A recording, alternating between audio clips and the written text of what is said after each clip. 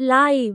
Israel Tehran এবং বৈরুতে হামলা চালিয়েছে কারণ ইরান বলেছে যে তারা ইরাকি কুর্দিস্তানকে লক্ষ্যবস্তু করেছে। ইসরায়েল বৃহস্পতিবার ভোরে একাধিক আগত হামলার ঘোষণা দিয়েছে এবং বলেছে যে মধ্যপ্রাচ্যে যুদ্ধ ষষ্ঠ দিনে প্রবেশ করার সাথে সাথে তারা ক্ষেপণাস্ত্রগুলিকে বাধা দিচ্ছে।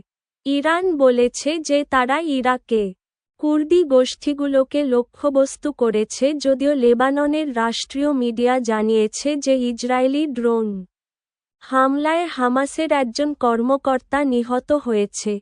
সর্বশেষ আপডেটের জন্য আমাদের লাইভব্লগ অনুসরণ করুন।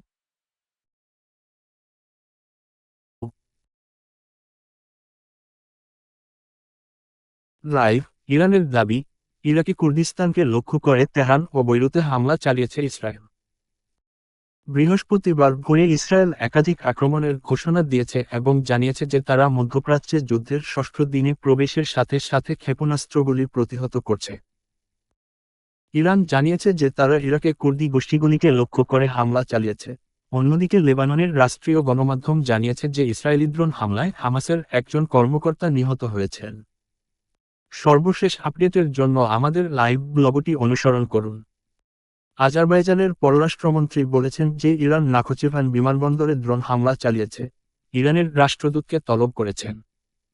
ইসরায়েলি সেনাবাহিনী বলছে, প্রচারণায় ইরানের নেতৃত্ব কম্পিত। মধ্যপ্রাচ্য যুদ্ধের মধ্যে সাইপ্রাস যাচ্ছেন ব্রিটিশ প্রতিরক্ষামন্ত্রী।